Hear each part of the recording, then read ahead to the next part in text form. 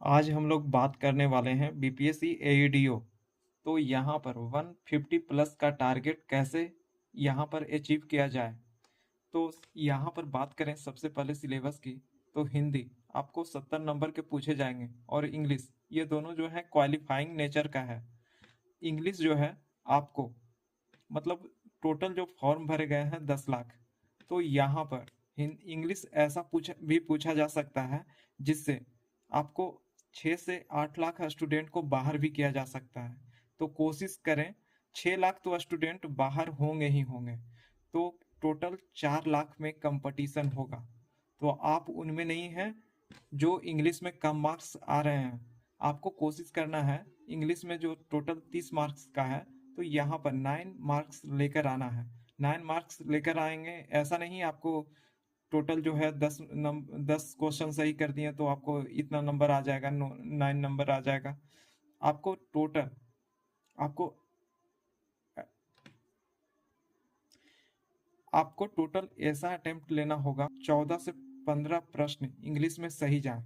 और अटेम्प्ट ये भी नहीं कि आपको 30 होना चाहिए, क्योंकि अगर आपको 30 अटेम्प्ट लेते हैं और 14 ही प्रश्न सही होता है तो इसका मतलब है 16 प्रश्न निगेटिव है। तो 16 प्रश्न के लिए 1/3 जो है, 1/3 नंबर कटेगा, तो लगभग आपका 5 प्लस नंबर कट जा रहा है। वहाँ 5 प्लस नंबर कट रहा है, तो मतलब 5 से ज़्यादा नंबर कट रहा है। तो अगर आपको 14 सही है, 5 कट रहे हैं, तो आपका नंबर जो है 9 से कम आने वाला है। तो यहाँ पर डिस्क्वालीफाई हो सकते हैं। तो कोशिश करना है 15 से 16 प्रश्न मिनिमम सही होना ही चाहिए। 16 प्रश्न आपके अभी सही होना ही चाहिए, क्योंकि आपको इसके लिए जो है आपको डेली एक टेस्ट मारना है, 15 दिन 10 दिन मारना है।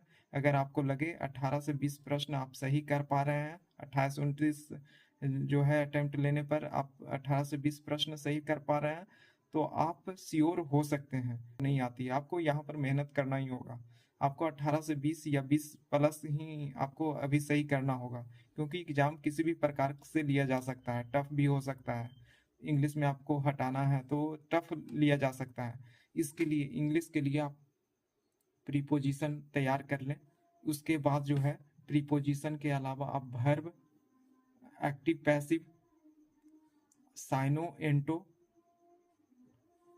आपको वन वर्ड सब्स्टिट्यूशन जो है, तो ये सब करना है। अगर इसमें दिक्कत आ रही है तो आप हमें बोल सकते हैं, कमेंट कर सकते हैं। इसके लिए स्पेशल प्रॉपर वीडियो हम इस पर लाएंगे। प्रीपोजिशन आपको देखकर ही जाना है, क्योंकि प्रीपोजिशन से 1 से 2 प्रश्न पूछे ही जाएंगे। आपको मतलब 30 नंबर है, तो 10 से 15 नंबर ग्रामेटिकली पूछा ही जाएगा और यही आपको पास कराएगा एग्जाम। अब बात करते हैं हिंदी। हिंदी संधि और समास पढ़ लें, अगर आपको बेसिक सही है तो संधि और समास बाकी आप रिवीजन कर लें। संधि समास अगर नहीं पढ़े हैं तो आप बता सकते हैं, संधि और समास तो जरूर करके ही जाएं।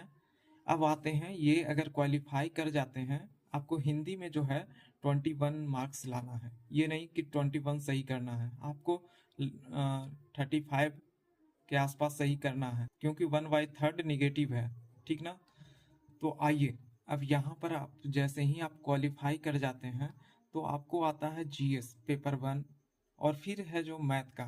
तो यहाँ पर 100 नंबर का जीएस जीके और जीएस होगा, और उसके बाद जो होगा मैथ और रीजनिंग। यहाँ पर 50 और 50 मार्क्स का होगा, टोटल 50 क्वेश्चन होंगे। तो यहाँ पर आपको क्या करना है, आपको यहीं पर 150 प्लस का टारगेट लेना है। तो 150 प्लस टारगेट कैसे आएगा, जीके आप कितना भी ज़्यादा अटेम्प्ट ले लें, अगर 70 क्वेश्चन सही कर देते हैं, ठीक है, तभी आपका रिजल्ट होने की संभावना है। और वो भी पता चलेगा कैसा क्वेश्चन है। अगर ज़्यादा हार्ड है तो 65 भी चलेगा, है ना, 65 भी चलेगा। और 10 10 12 नंबर हर किसी को एग्जाम में गलती हो जाते हैं, तो काट का 60 भी आ जाएगा तो कोई दिक्कत नहीं है।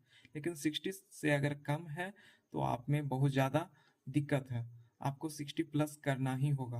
अभी इसके लिए आप क्या कर सकते हैं, आपको डेली 2 सेट 100 क्वेश्चन का, डेली 2 सेट आपको लगाना ही है।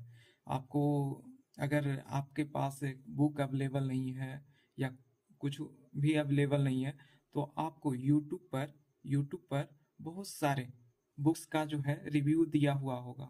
तो उनसे जाकर, जैसे प्लेटफॉर्म हो गया, इसके अलावा आप हो गया इडुटेरिया का क्वेश्चन मैंने देखा है, तो इडुटेरिया का क्वेश्चन लेवल काफ़ी ज़्यादा अच्छा है, तो उससे प्रैक्टिस आप कर सकते हैं। इडुटेरिया हो गया, इसके बाद हो गया यूथ का हो गया, इसका भी क्वेश्चन पेपर काफ़ी ज़्यादा अच्छा है। तो इन सारे को 15-15 अगर सेट हैं, 15 या 45 सेट हैं, तो आप कोशिश कीजिए कि आपको 45 सेट 20 दिन में ख़त्म कर देना है ना। और बाकी जो भी यहाँ से प्रॉब्लम उठते हैं, आपको नहीं बनता है, वो सारे आपको एक नोटबुक में नोट कर लेना है और उनको बार बार रिवीजन करना है। ठीक है।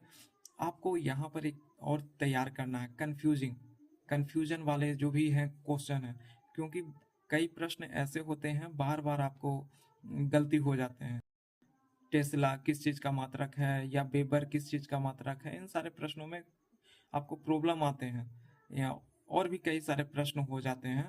और जैसे पीएच मान हो गया, किसी का याद नहीं रखता है, तो बार बार उन सारे को एक जैसे हो गया, एक पेपर हो गया, उनमें आप पेपर में आप कंफ्यूजिंग जो भी है वहाँ पर ड्रॉ कर दीजिए, उन सारे टॉपिक को लिख लीजिए और उनको एक एक करके यूट्यूब गूगल जो भी है उन सारे को सॉल्यूशन लिख लें और बार बार उसको रिवीजन करें, बार बार आप उसको रिवीजन करें। इसके अलावा अलग अलग टॉपिक को अलग अलग नोट्स बना सकते हैं। जैसे बहुत सारे कंफ्यूजिंग जो टॉपिक आ जाते हैं, जैसे मिकिर पहाड़ियाँ कहाँ है, आपको अबोर पहाड़ियाँ कहाँ है, तो इन सारे को एक जगह पहाड़ियों को टॉपिक बना लें। ये अबोर पहाड़ियाँ कहाँ है, अंडमान में कितने द्वीप हैं और लक्षद्वीप कितने द्वीपों से बना हुआ है, ये सारे टॉपिक को आपको याद रखना ही होगा। आर्टिकल 371 क्या है, 371 का ए क्या है, इन सारे जो हैं कन्फ्यूजन वाले हैं। अगर आपने ध्यान से नहीं देखा होगा तो ये सारे कंफ्यूजिंग करते हैं, तो इनको एक जगह लिख कर रखना है। तो अगर आपको यहाँ पर दिक्कत हो रहे हैं तो कंफ्यूजिंग वाले जितने भी टॉपिक हैं उनका मैं एक सेपरेट वीडियो बना दूंगा, या 1 से 2 से 4 सेपरेट वीडियो बना देंगे। तो बहुत सारी चीज़ अगर कंफ्यूजिंग है तो उनको बार बार देखें। जैसे समितियों को देखें, जैसे एएम एक्सप्रेस समिति किस किससे संबंधित है, आपको ये एग्जाम में कभी कभी देखने को मिलते हैं, अगर आ जाते हैं तो छूट जाते हैं। तो कोशिश करें कि बार बार उन चीज़ों को रिवीजन करें। बक्सर युद्ध कब लड़ा गया, आपको याद है कब लड़ा गया डेट, लेकिन आपको डेट को याद रखना है। आपको याद रखना है दर्पण कैसे प्रतिबिंब बनाते हैं, स्वानंद भारती, मिनर्वा केस हो गया, मिनर्वा मिल्स, जो भी मौलिक अधिकार से रिलेटेड है टॉपिक, उन सारे चीज को याद रखना है। डीपीएसपी आपको याद रखना है, directive principle of state policy को याद रखना है, फंडामेंटल राइट्स को आपको याद रखना है। इन सारी चीज़ों से क्वेश्चन नहीं छूटना चाहिए। क्वेश्चन अगर छूटते हैं तो यहीं पर आप प्रॉब्लम में आ जाते हैं। आपको यहाँ पर टोटल करना क्या है, आपको जीके है तो जीके में 65 का टारगेट प्लस आपको आना ही चाहिए, काट छाट कर 65 आना ही चाहिए। और अगर मैथ की बात करें, अगर यहाँ पर सब सही जाते हैं तो उसके बाद आता है मैथ। मैथ अगर सही आपको मैथ 50 क्वेश्चन है तो यहाँ पर आपको 40 नंबर आना ही चाहिए। आप डेली एक सेट इसके लिए डेली एक सेट लगा सकते हैं। बाकी सारे यूट्यूब पर बाकी सारे टीचर का या जो भी है बुक का आपको यूट्यूब पर मिल जाएगा वीडियो। आप डेली 200 जीके लगाइए, एक मैथ का सेट लगाइए, आपको 40 कैसे भी पहुंचना है। हम जानते हैं कि आप 45-48 बना सकते हैं, लेकिन आपको टाइम कम है, 60 मिनट है, 60 या 65 जो भी मिनट है, उतना ही में आपको मैथ बनाना है। फिर 60 मिनट जो भी हैं उसमें ही आपको रीजनिंग बनाना है। तो आपको यहाँ पर मैथ में 40 सही कर पाते हैं और रीजनिंग में 42 तो कर ही लेंगे, तो टोटल बन जाता है आपको 82। ठीक है। तो अप्रोक्स 80 नंबर यहाँ से ले आते हैं रीजनिंग मैथ से। उसके बाद जीके से आप 65 ले सकते हैं, ले आते हैं, तो आपको ज़्यादा चांसेज है 145 नंबर आने के, और यहाँ पर सिलेक्शन के काफ़ी ज़्यादा चांसेज हो जाएंगे। 145 अगर नंबर आ जाते हैं तो यहाँ पर सिलेक्शन के चांसेस काफ़ी ज़्यादा बढ़ जाते हैं। तो इन सारी चीज़ों को कैसे लाना है, आपको कंफ्यूजिंग जो भी सब्जेक्ट है उससे रिलेटेड वीडियो चाहिए तो आप हमें कमेंट करके बता दें। अब यहाँ पर आपको डेली, अगर आप हमारे साथ जुड़े रहते हैं तो डेली 15 मिनट का एक शो करने वाले हैं। डेली रात 8 PM में हमारा वीडियो आने वाला है। वहाँ पर आपको होमवर्क दिए जाएंगे। ये जो है 29 नवंबर 2025 से शुरू होने वाले हैं। आपको जो भी है, हिस्ट्री है, आपको जो भी जीके में पूछे जाएंगे, हिस्ट्री आएगा, ज्योग्राफी आएगा, पॉलिटी आएगा और साइंस आ गया। ये सब काफ़ी ज़्यादा महत्वपूर्ण है। हिस्ट्री को आप 2 पार्ट में बांट कर पढ़ सकते हैं। एक है बिहार रिलेटेड, बिहार स्पेशल, और एक है आप लूसेंट से बाकी सारे टॉपिक को आप बार बार पढ़ें, क्योंकि लूसेंट ऐसा सब बुक है, प्रश्न वहीं से पूछे जाएंगे। लूसेंट में आप NCERT चूज करते हैं किताब, तो वो सारी चीज़ें आपको लूसेंट में मिल जाएगी। लूसेंट की ज्योग्राफी काफ़ी ज़्यादा अच्छी है। लूसेंट की मॉडर्न और एनिसेंट हिस्ट्री काफ़ी ज़्यादा अच्छी है। थोड़ा सा मॉडर्न में कमियां हैं, पर काफ़ी ज़्यादा अच्छी है। इसके अलावा साइंस लूसेंट की काफ़ी ज़्यादा अच्छी है। बाकी पॉलिटी की बात ही मत करें। पॉलिटी लूसेंट की काफ़ी ज़्यादा अच्छी है। इतना ही पढ़ लें तो आपको काफ़ी अच्छे मार्क्स आ सकते हैं। तो अब बात करते हैं, ये आपको बुक जो है लूसेंट डेली पढ़ना है, ठीक है। इसके अलावा आपको इसके अलावा जो देखना है करंट अफेयर को, आपको करंट अफेयर को डेली करना है। करंट अफेयर को मैं यहाँ पर डेली आपको, मतलब जो भी है मंथली जो है आपको दिया जाएगा होमवर्क, आपको वहाँ से डेली करके आना है और यहाँ से डेली 5 से 10 प्रश्न पूछे जाएंगे। करंट अफेयर में आपने क्या पढ़ा है। 29 नवंबर 2025 से होमवर्क आपका स्टार्ट हो जाएगा। हिस्ट्री में आपको कल जो पढ़कर आना है, किसान आंदोलन पढ़ना है। जितने भी हैं 10 से 15 किसान आंदोलन डेट के साथ, है ना, डेट के साथ आपको पढ़ के आना है, क्योंकि आपको डेट क्रम में लगाने के लिए दिया जा सकता है। करंट अफेयर आपको 6 महीने का करंट अफेयर, क्योंकि 6 महीने में टोटल कितने दिन होंगे, 6 मंथ में जो दिन होंगे आपको लगभग 180 दिन होंगे। 6 या 18, 180 दिन होंगे। तो अगर आप 10 दिन का डेली करंट अफेयर आप स्पीडी से करना है ना, तो जनवरी भर आपको स्पीडी पर ही करना है। इसके बाद ही कोई रेफरेंस बुक को देखना है, ठीक है। तो आपको 180 दिन का करंट अफेयर लगभग 18 दिन में समाप्त हो जाएगा स्पीडी का, है ना। अगर ये समाप्त हो जाता है, मतलब 18 दिसंबर के आसपास समाप्त हो जाता है, तो उसके बाद 10 दिन जो है 50 MCQ स्पीडी के जो बैक पेपर पर कुछ 600-700 MCQ है, तो डेली 50 MCQ आपको लगाना है। तो वहाँ से आपको जो भी है कमजोरियाँ हैं यहाँ का, वो यहाँ से आपको ठीक होंगे, ठीक है।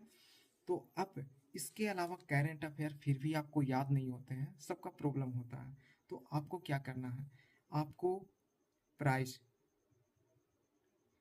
को अलग कर देना है। जितने भी पुरस्कार मिले हैं, है ना, नियुक्तियाँ, स्पोर्ट्स,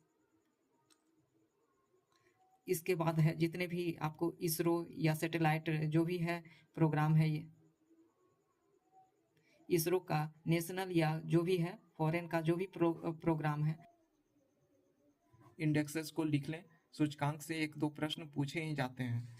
हाँ, अब डेली की बात करें तो हम लोग यहाँ पर करेंगे क्या। 29 नवंबर 2025 से जो है होमवर्क देना चालू हो जाएगा। कल से जो है आपको आज ही होमवर्क मिल जाता है और कल से आपको ये होमवर्क करना है। सबसे पहले हिस्ट्री में किसान आंदोलन, तो आपको किसान आंदोलन इंडिया से रिलेटेड कर लेना है, और बिहार का जो भी बिहार का किसान आंदोलन है उसको जरूर करना है। बिहार झारखंड जो एकजुट था, तो वहाँ से किसान आंदोलन कर लेना है। फिर करंट अफेयर जो है 1 से 10 जुलाई तक का करके आना है। कल वहाँ से 5 से 10 क्वेश्चन पूछे जाएंगे। बिहार स्पेशल से भी आपको प्रश्न यहाँ पर पूछे जाएंगे, लेकिन उनके बारे में, पहाड़ी एवं मिट्टी, इन दोनों टॉपिक को आपको करके आना है। इस वीडियो से संबंधित कोई भी राय है और आप चाहते हैं कि उसमें कोई सुधार हो, तो उसको कमेंट करके जरूर बताएं। तो मिलते हैं नेक्स्ट वीडियो में।